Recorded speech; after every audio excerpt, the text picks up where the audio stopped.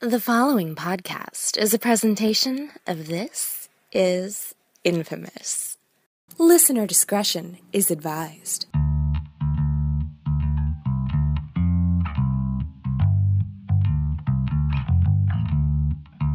Thank you for tuning in to this latest episode of The Lifted Embargo, the show where we review movies as they are arriving into your local neighborhood multiplexes, theaters, art house cinemas, wherever it is that you check out the finest of cinema. And myself, your host, Billy Donnelly of JoeBlow.com, and This Is Infamous, like to welcome in a new band of critics every single week to sort of get a fresh perspective and to bring a new opinion to the table other than my own. And this week, everybody is at Comic-Con. So I had to search far and wide to find somebody who, like myself, is not there. And I think I did a pretty good job of locating a credible and intelligent person to bring onto the show. So you can find his work at Den of Geek. He's also featured on the New York Daily News. And you can follow him on Twitter at eDouglasWW. My good friend, Edward Douglas. Ed, good to see you today. Billy, how you doing? Yes, neither of us at Comic-Con, and we're probably both happier for it. See, I have never been. Oh, well, there you go. Yeah. And every year I say, maybe this will be the year, except I think that I just gave up a couple of years ago and was like, it doesn't seem like it's worth it anymore. You know what?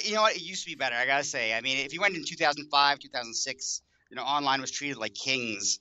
And that we're like basically just like everyone else, we barely can get hotel rooms, we barely can get into panels. It's really hard to cover. They don't make it any easier to cover it as press, unless you're, EW or Access Hollywood or someone like that, who could basically like rent a hotel room and bring everyone to you. So. Yeah, basically, unless you have a ton of money behind you, it is very difficult to really make a dent. And I find that you actually get about as much information sitting at home in the comfort of my living room than it is having to go out there and deal with the con stink. So I'm okay being at home. I think you're okay being at home. And as a result, we can have this discussion about two movies on the docket this week for this particular show. So the two films that we're going to talk about are Star Trek Beyond and Lights Out. So for people who have heard the show before, I think they're familiar with who you are. I'm familiar with who you are. Ed is one of my good friends in this world of online film journalism and film criticism, knows what he's talking about, and we always have a pleasant and spirited discussion. So with that said, let's just jump right in. So I think the first film that we'll talk about would be Star Trek Beyond. That is the third film in the rebooted Star Trek universe, revised by J.J. Abrams, of course, based on the series created by Gene Roddenberry. Stars Chris Pine and Zachary Quinto as James T. Kirk and Spock, and features once again the crew of the Enterprise as they go off on yet another mission in deep space, this time trying to rescue a abandoned crew and their ship in an unstable nebula. And as most of these films would go, things don't really go according to plan. And there's sort of an adventure that surrounds the crew of the Enterprise this time around. Idris Elba plays the villain of sorts. And once again, also the crew of the Enterprise features the likes of John Cho and Zoe Saldana, Carl Urban, the late Anton Yelchin, and so on and so forth. So I think that's a pretty baseline way to start off Star Trek Beyond. We'll get into some spoilers and whatnot as well, I'm sure. So blanket spoiler alert now for anybody who's afraid of dipping their toe into those waters. But with that said, Ed, Star Trek Beyond, what did you think of the sequel? Well, spoiler, I hated it. I was really disappointed. I mean, I love the J.J. Abrams Star Trek from 2008. I actually liked the sequel Into Darkness, which a lot of people didn't like. I mean, I might have that in that case I saw it sort of like there was only I have a bit of a I saw it in a way that was sort of like the only movie I'd seen in a long time, so I was very excited about it. But I did like Into Darkness, and I like the characters. I like what J.J. Abrams set up. I just felt this was just sort of either kind of a combination of more of the same and not being as good as the other movies. I feel like, first of all, Idris Elba as Crawl, the main villain. I thought his makeup just looked ridiculous. It looked like the original TV show kind of makeup. It was like that level of makeup. But like his performance was just very over the top. A lot of the other performances were just very bland. Zoe Saldana, who I thought was great in the first two movies, was completely underused. They instead have a new character whose name I completely forgot. That would be it's like Jayla. Jayla is played by Sofia Boutella. Yes, Boutella. Yeah, and it's just another one of these really tough women characters who's like, yeah, no, but why? Why do we need that? We have Uhura. We have Zoe Saldana as Uhura, who was amazing. I mean, Zoe Saldana is great in Guardians of the Galaxy, playing this like the similar type role. So why not give Uhura more to do rather than introducing a new character? This movie was written by Simon Pegg, who I think is obviously is a great writer. He's done he co-wrote Shaun of the Dead and Hot Fuzz and all those movies with Edgar Wright. In some ways, I felt like maybe because he wrote it, he kind of gave Scotty more to do in the movie. Maybe I'm wrong there. I don't know, but I don't know. It felt like there was some parts that were funny and worked, like the relationship between Spock and Kirk, and Spock and oh my God, Carl Urban's character. What's his name? Bones. Yeah. Bones McCoy. It's like those kind of things worked, and I think if they worked in the previous movies, then the other characters were all just sort of there. It was sort of like not really. In Sulu, I mean, there's a huge thing was made about this, about him being gay and having a husband and all that. You see that for like a minute or less. It's like a fleeting moment. Right. Yeah. It's a little thing. And the thing is, whoever saw the movie made a huge deal about it. And it's not that big a deal, but like if that's what's the biggest deal to you about this movie, then it's not a good movie. If that 30 seconds is like, oh my God, this makes it's not. And I was really disappointed. I think Justin Lin, the action was just like almost impossible to watch. I literally, my eyes were hurting trying to follow the action, and mainly because I was sitting too close for reasons I'm not going to get into, but I was sitting a little too close. And, but yeah, I was really kind of disappointed. I really kind of like, there was more I disliked about the movie than I liked. And like the few fleeting moments that were funny, I just couldn't get into the rest of it. I couldn't get into the story. I couldn't get into a lot of the, they had this amazing space station. It's called, and it was like, oh wow, that's really cool visual. And it's called Yorktown. Really, Yorktown? That's the best name you can come up with this place. It's like it's just like it's just bad. It's just from the ground up, bad writing, bad development. And it just going the same way as the other Star Trek movie franchise, where basically starts out great, had Wrath of Khan, and just went downhill from there.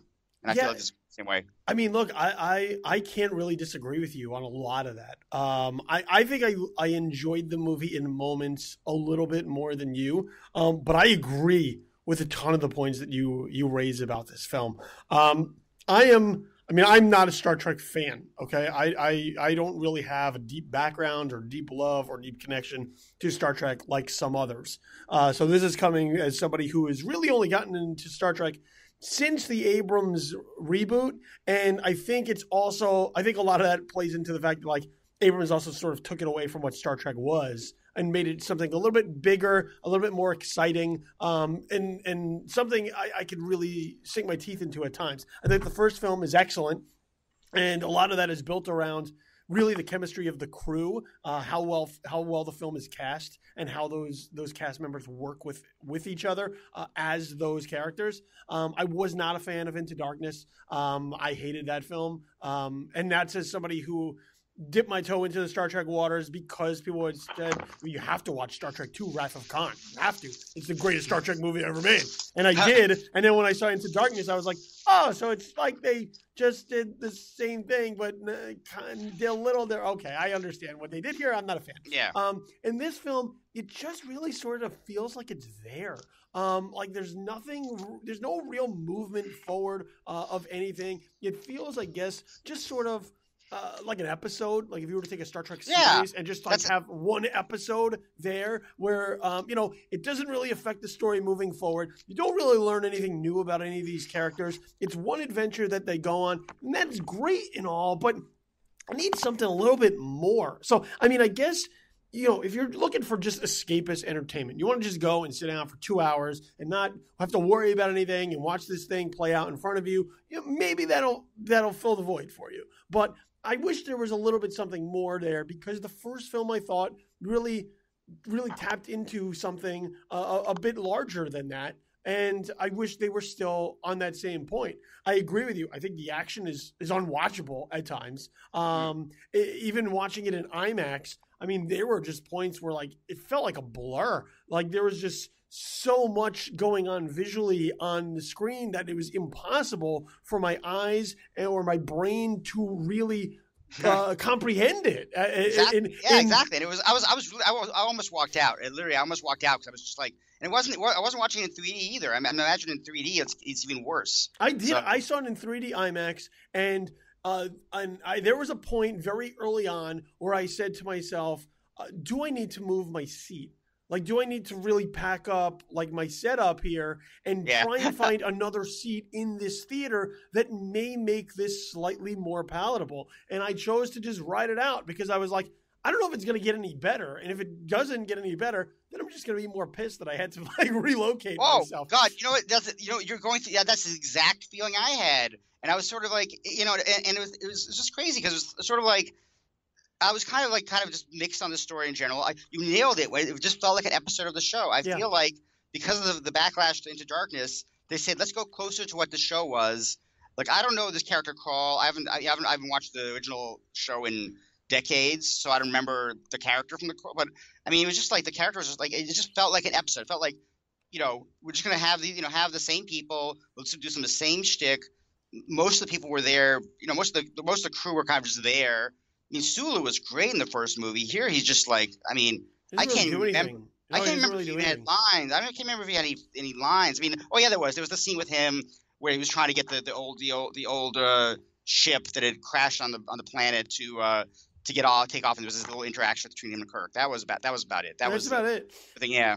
Yeah, I mean, it feels very bland. Like there's just not a lot going on, and it also sort of just jumps ahead very quickly. So you have this sort of setup, and the idea is like, Kirk is thinking about leaving Starfleet and leaving his captaincy of the ship, and Spock is thinking about leaving because he learns that Ambassador Spock has died, and now he wants to maybe go and continue his work. So now you have two of the main crew of the ship who are thinking about leaving because they're just sort of in a rut. Like they're in sort of this monotony of space where every day feels like the same. It feels like routine. It feels like, they're not really accomplishing it. It's like a quarter life crisis. They're having like a quarter life crisis at the beginning of this film. And what's supposed to happen is because they taste danger or unwillingly seek thrills as a result of what winds up happening with their interaction with Krall,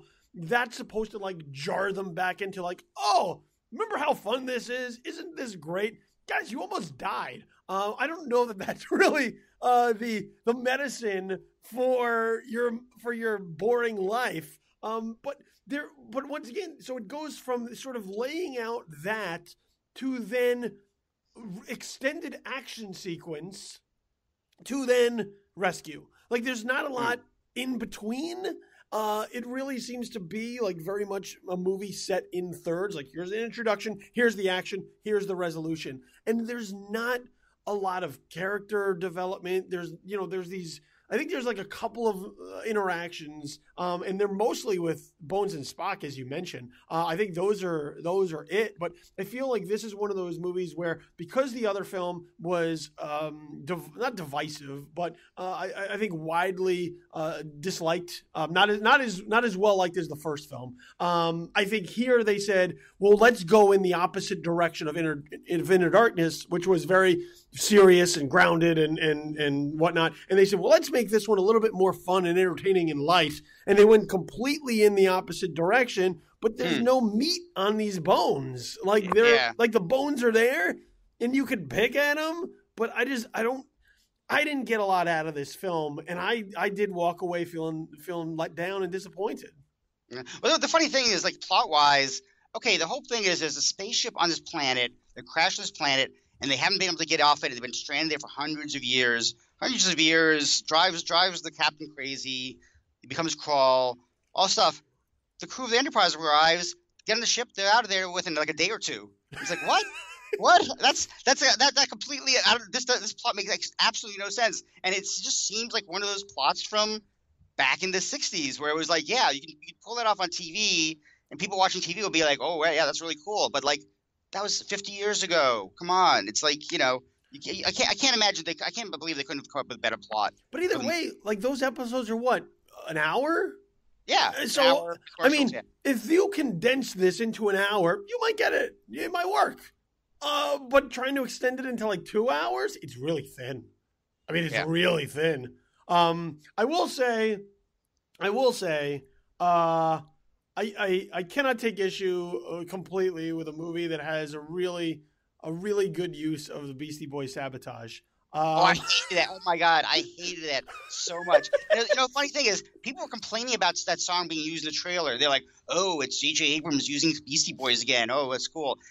I didn't realize that was actually going to be part of the plot. When I realized that was going to be part of the plot, I was scared. I mean, I literally swore in the theater. I swore. I was like, I literally said, "Fuck this!" I was so pissed off about that. So yeah, it's a great song, but like, really, that's how you're gonna defeat the enemy, by playing the Beastie Boys. Yes. I hope the Beastie Boys got paid a lot of money for that, because I'm fine. Listen, I'm fine with that, because you know what? It's one of those songs where, like, when the song kicks in, like it just hits you, like you feel it. Like you're getting sort of like amped up, and you're like, and you're waiting for it to really go into overdrive. And the way it's used here, like, I mean, is it a cheap hit? Probably. Yes. It's a cheap hit. It's a cheap hit. Sure. But the second that it kicked in the moment that they choose to use it, I gotta say, I felt it. Like, I was like, yeah. Take it to them. I think whoever saw the trailer and said, "Oh my God, that Beastie Boys sabotage," and if they get into the trailer and want to see the movie because of that use of music, they'll be so happy. They'll be like, "Oh yeah, it's exactly. I went to."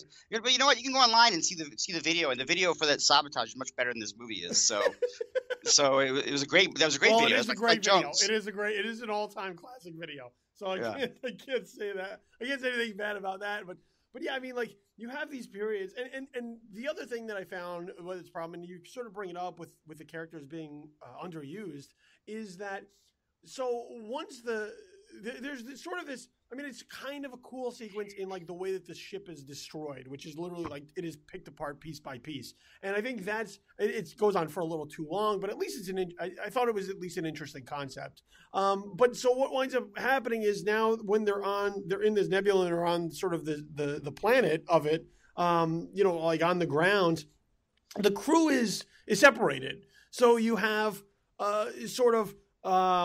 you have Scotty and Kirk meet up over here, and you have Bones and Spock over here, and you have Sulu and Uhura over here. And what it does is it weakens the strength of these movies, which is the crew.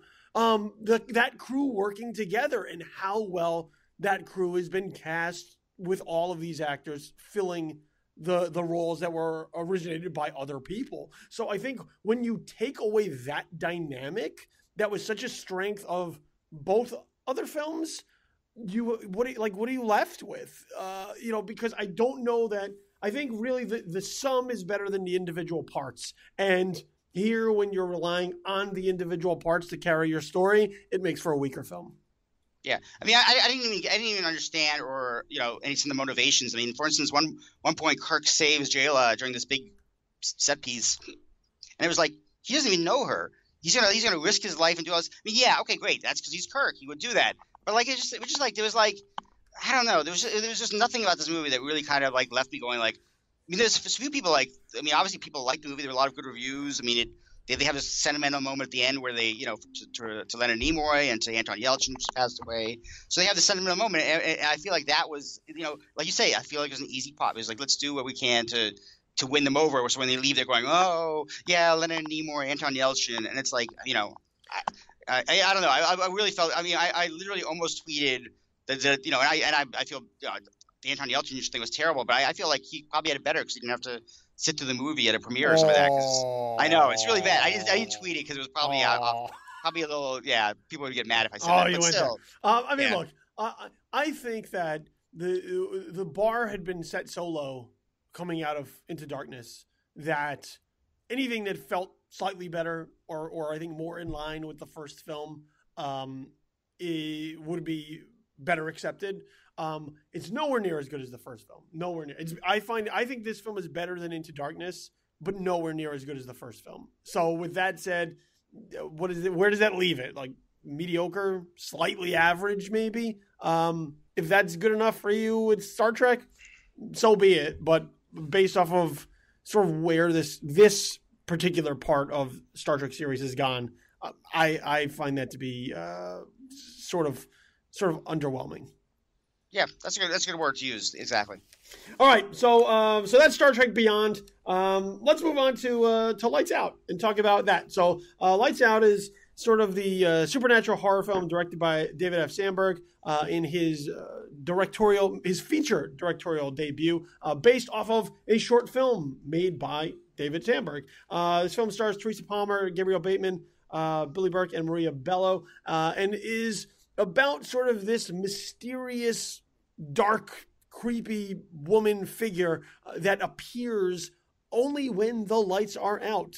That's how she lives. That's how she survives. And sort of her relationship and torment of this family, mainly a young boy and his older sister, as their mother, Maria Bello, allows this character to sort of continue to feed off of the energy and fear of this particular family. Produced by James Wan, so his name, one of the modern day horror kings, attached to this, and once again a horror film staking its claim in the middle of the summer as something different than sort of the blockbuster fare that makes up the summer months. So Ed, Lights Out, how did this one play for you? I like this one much better. I mean, I'm a horror fan for sure. I mean, I like all the classics. I found a few things in recent. I mean, generally the direction of horror started going really, really wrong when they started doing remakes, when they started doing these endless franchises, and it kind of was disappointing because there wasn't like anything original going on in the horror realm for a while. And in the last couple of years, lots of interesting things. As Babadook, It Follows, and I feel like this idea, which is kind of based on a short film, which is literally, the short film was just a visual concept, basically. They basically fleshed that out and created a full movie about it. And I liked it. I like the fact that it's about the characters. I like the fact that the villain or the antagonist in this, which is the shadowy figure that we see at the very beginning, is connected to the characters. I feel like there was more thought put into this one than probably needed to be put into it. I mean, it looks like there were enough scares just for the visual idea that they didn't have to have good characters. They didn't have to really have a plot, and it probably would have been okay. But like, because of the fact that they did put time into that, and it got great actresses like Maria Bello and Teresa Palmer. I mean, they were really good, solid actresses, and I think the fact that they did make an effort puts this up there with some of the better recent horror movies like Sinister, the first one. The sequel sucked. The first Sinister. The Conjuring movies, Insidious, movies. It really puts it up there because it really feels like, and I don't know if it's because of the director, David Sandberg, his first movie, or James Wan's involvement, but it definitely worked. I think it was just, it was creepy and scary, but it also didn't lose sight of the drama and the fact that there are people being affected by this, and you really like those people and you root for them, and that's important. I mean, look, I think Teresa Palmer is like criminally underused. Oh, totally. I wish we saw more Teresa Palmer, but with Lights Out, I thought the movie is just okay. I think there is a lot of good. There's a lot of interesting tricks that they have up their sleeve. A lot of interesting concepts that they try to deal with, and some fresh ideas that they're trying to bring into the horror realm. There's a really cool thing with the black lights towards the end of the film that I think works really well. There are some sequences in the film that subvert expectation, particularly with Alexander Persia as the boyfriend. I think there's like a really great sequence with him in the middle that watching it with a full packed house really roused people up.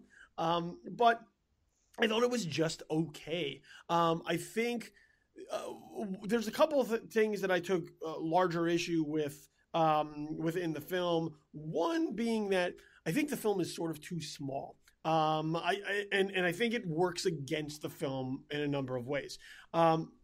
budget is only about $5 million or something. So, once again, we're talking about a very small film. And even for a horror film, once again, fairly small. And running time is only like 81 minutes. So it's tight and it's small, particularly in the cast. But I think that works against the film because in the opening of the film is sort of almost operates as a prologue of sorts. It's sort of the introduction to this Diana character, which is this creepy, shadowy woman that exists only in the dark and can be seen only once again when the lights are out. And in that sequence, you sort of get some element of what Diana is capable of. But beyond that sequence, there's really not a lot. I think later in the movie, there's like 2 cops that are thrown like as fodder for her, but you don't get a sense. I found that the film was lacking sort of a sense of danger because it could have used, I think, a higher body count. And in that, I think when it comes to horror films, if you're able to create characters that the audience is able to sort of latch onto and and then take them away, it sort of builds an increased tension within the film. And I think that's sort of lacking in the film is because anytime Diana seems to show up, she doesn't really do anything. There's some jump scares. I think there's almost a over-reliance on jump scares at times throughout this film. I think it works better when it's sort of just unsettling and creepy, sort of the anticipation of when those scares might come. I think that's when it works better. But I think because the film is so small and so tight, not having characters die for the sacrifice of the film, I think hurts the film in a number of ways because you never really get a sense of this villain of sorts posing any real imminent threat to any of the characters that are supposed to be in danger anytime Diana shows up. That's a really good point, actually, because I think in the first few minutes we see, Diana kill someone like pretty brutally, actually, and you kind of think like, okay, well, she's definitely a danger. But I think also because there's a connection to the family, there's this thing about, well, she has a connection, so she's not just going to kill, she's not just murderers for the sake of being murderers. She's kind of unhinged, and that's, it's sort of, it's interesting because I think, I definitely like the family enough that even when Diana wasn't even in the mix, I kind of was really interested in them anyway. So it sort of like has that soap opera aspect, I guess. But yeah, and I don't know. I like the fact that actually the ghost actually had a name, and it wasn't just some, I don't know. There's something about like somehow some of these horror movies use, the baddie or the ghost or the demon, wherever it is, that seemed to me work because we were getting the history. Now, of course, getting the history of this character means there's a lot of talking, a lot of exposition, and that kind of hurts the movie. There's sections of the movie which just dragged. And you're right. Maybe they could have had maybe a couple other characters were just there to be killed. Because I saw another movie recently. I saw Don't Breathe, and that's it's complete opposite. It's like it's few characters and not all of them survive. So it's pretty crazy. I think it's. There is a prime target. That's the funny thing, and to get into sort of spoiler territory on the film, there is a prime target, and this is the boyfriend of Teresa Palmer's character, who's this he's this likable guy. He's really charismatic. He's good. He's genuinely good. He's not like an asshole boyfriend or anything like that. No, he's a dude who he wants a drawer in her apartment because they've been sort of like messing around together, and he wants maybe to take things to the next level. And there's sort of this point later in the film where he's going to get that drawer, right? So he's going to get that drawer. He's going to get sort of a sense of permanence in her life. And immediately you go, oh, this dude's dead. Like, this dude's going to die. This dude's going to die real quickly and real horribly, and that's going to be it. And the film subverts expectation because he doesn't die. He actually has a really incredible and very clever and smart reaction to Diana that once again really sort of got the audience I was watching with like almost off their feet, which is like one of those rare things that it can happen when you can actually inspire that much excitement within the people who are watching your film.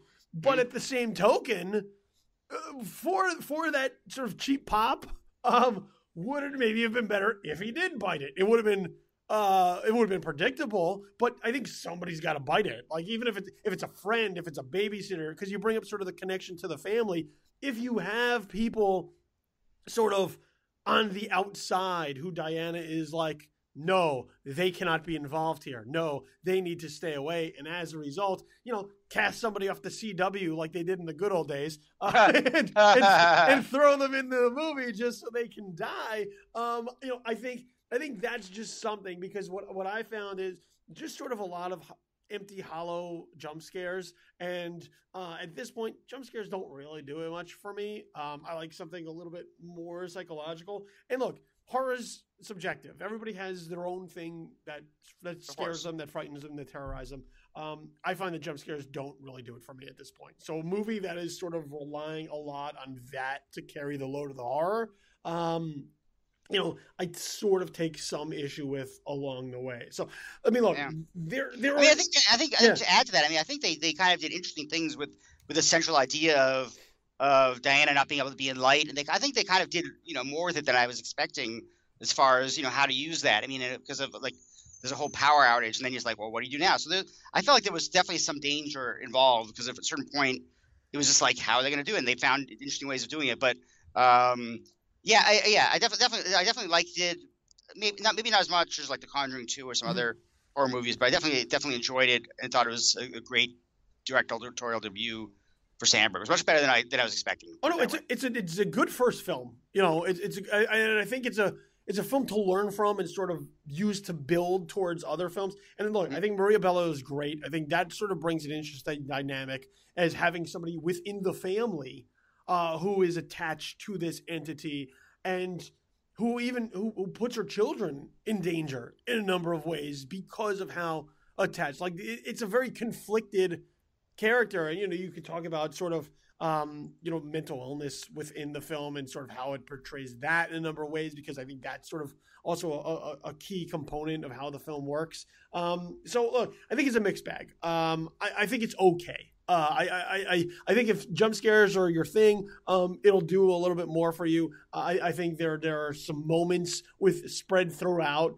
that sort of show what the potential of this film could have been had they maybe made it a little bit larger. If you gave this, it's only 80 something minutes, so maybe if you gave it another 25 minutes just to introduce other characters along the way so that you could kill them later. I'll take 25 more minutes of killing to sort of round this thing out. But I think it's all right. It's not bad. It's not great. It's good at times. I think it's okay.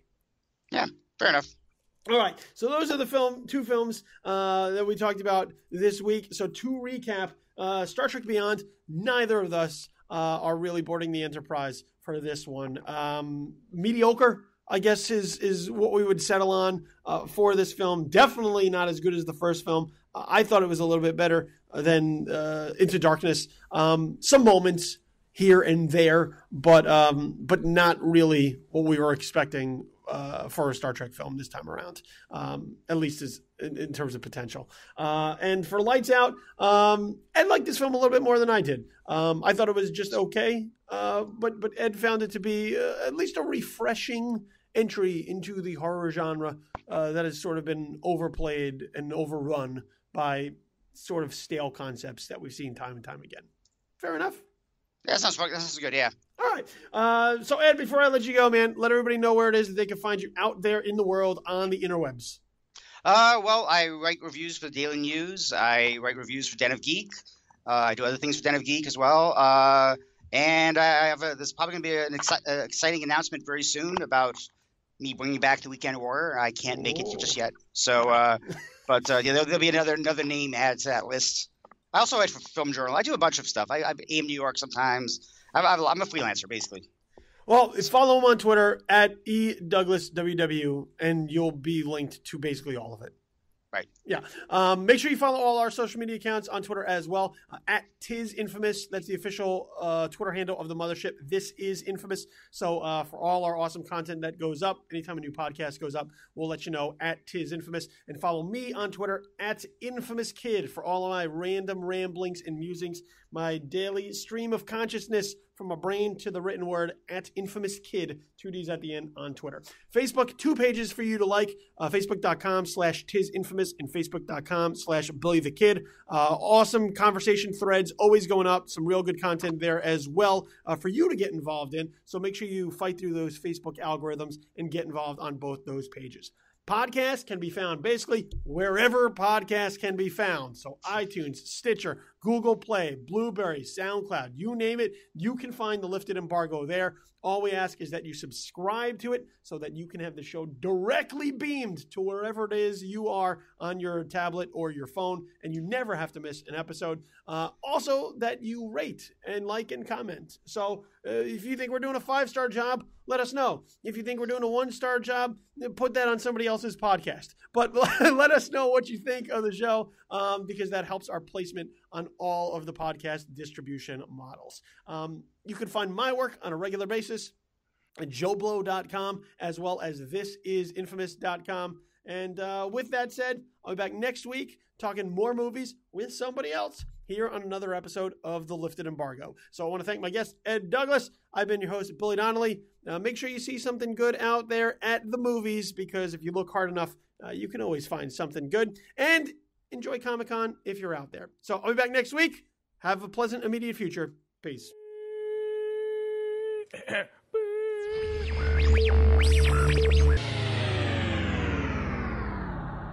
The Lifted Embargo is a podcast presentation of This Is Infamous.